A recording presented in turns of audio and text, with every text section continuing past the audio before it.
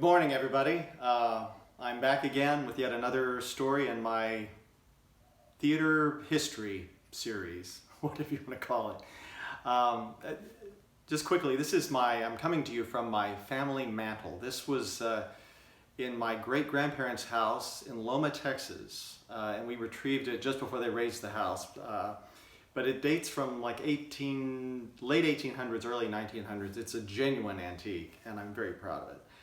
But anyway, on to today's story. I've got two parts to today's story. They both involve Chris Wilson's Actors Theater, which some of you will remember, and those of you who don't, I'll get to that later. The first story involves a production I did of Enid Bagnold's The Chalk Garden, directed by my very dear friend Kate Revnell Smith, who I met. She's my oldest theater friend in Houston. We met 86 or 87. It was right after I came back from being in LA. And anyway, she directed this wonderful show. I don't know if you know the play, but it's a sort of drawing room comedy of manners, with a mysterious element to it. But it was a terrific production. And in the play, I played this manservant who, he had his own history. He'd been in prison at one point. But he was very put upon, resentful, particularly of the butler, who, even though he was an invalid, was still running the house from his invalid bed upstairs. And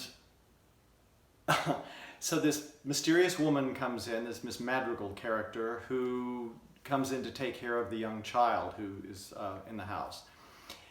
And I'm sort of wary of her for the first few days that I know her. And being the sort of put upon character that I am, I'm not willing to just kind of do anything for anybody. But in this one scene, Miss Madrigal, played by the wonderful Terry Cochran, and I'll get to her later, she tells the butler off on the telephone, and about the garden and how he's doing something wrong. And as Maitland, I just am so awed that she has actually told this guy off, and it's so satisfying to me. And she is literally, like 5 minutes before, she's asked me for another table to have it, this luncheon they're about to give. And I've told her in no uncertain terms that we can't do that. I'm not going to be bothered with 2 tables. So after she tells the butler off, I go up to her and I say, "You shall have 2 tables. You shall have 3. And the breasts off both the chickens." Because I'm just tickled with her. Well, one day, and I've got to explain Terry Cochran, who was one of the great actors I've ever worked with in Houston, and anyone who's ever seen her work, I don't know where she is now. Terry, where are you? Why aren't you working? She did a lot at Actors Theater. But one of the great stone faces. This woman never broke on stage. And on this one particular day, I don't know what got into me, but I got really enthusiastic in this one moment. And I grabbed her by both hands, as I was saying, "You shall have 2 tables, and you shall have 3. And when I got to, and the breasts off both the chickens," I trilled the R, which I'd never done before. Sometimes I'm overwhelmed that way.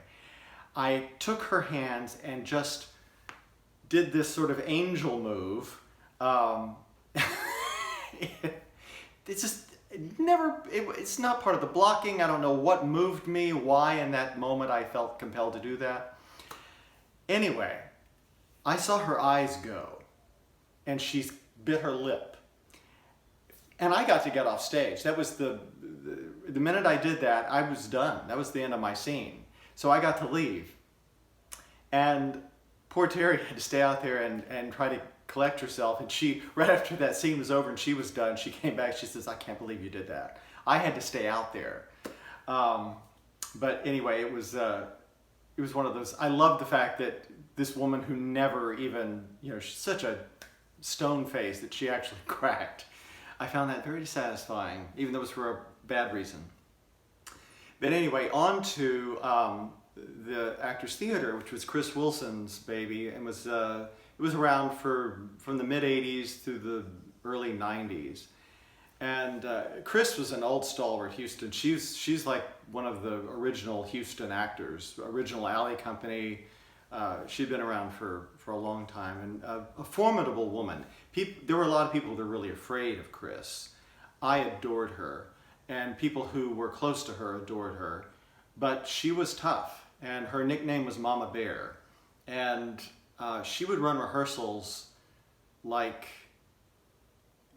she was very strict and was not always subtle or kind. And kind is a hard word. She didn't beat around the bush. She would tell you what she thought, and she was brusque, I guess is a better word. But a lot of great shows. I saw a lot of great theater there, and I got to do 7 shows for that theater. And but here's another brief story, sort of an aside story that will go with this video.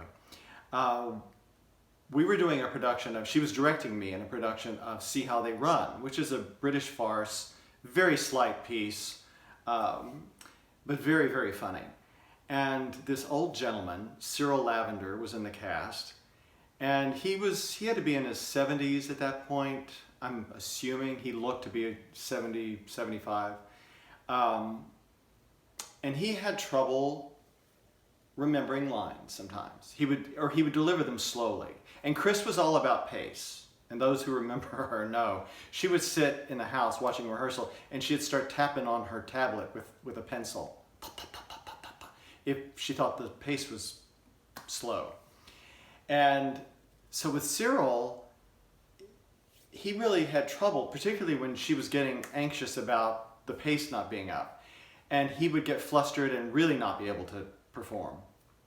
And one day, she was just writing him about not picking up his cues and not being fast enough, and he was getting really flustered. And at one point, he kind of stopped, and he was doing this, and it was a little worrying, because it's like, is he gonna have a heart attack? And so Chris, she said, well, we're gonna take a break. And she asked me and Ramona Floyd, who was in the show with me, to come into her office. And she said, now this is just a great description of Chris Wilson.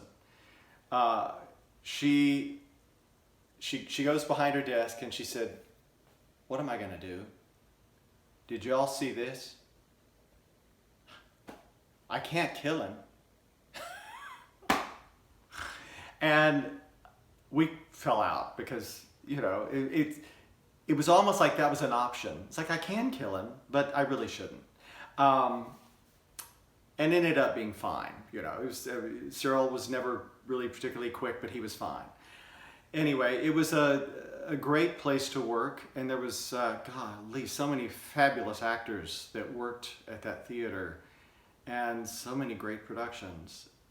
It's a real gem theater in Houston's history, and it wasn't around very long, but it was substantial and needs to be written up in a book somewhere. And that's one of my dreams, that we're going to get all this. Actually, my own project here could be considered part of a future retrospective of Houston theater. Anyway, that's my very long story for today. Hope everyone is doing well, and hope you're doing something that makes you happy. I just recently took up my trombone again, and hopefully I'll get good again. I don't know. It'll depend on my drive and how much time this shut-in lasts. But that's something to consider too. If you're kind of stir crazy and need something to engage yourself, find an old hobby or something that you used to do that you haven't done for a while that you miss, and take it up again. And there you go. So have a great day, and I'll be back around before you know it. So have a great one. Ready? Bye-bye.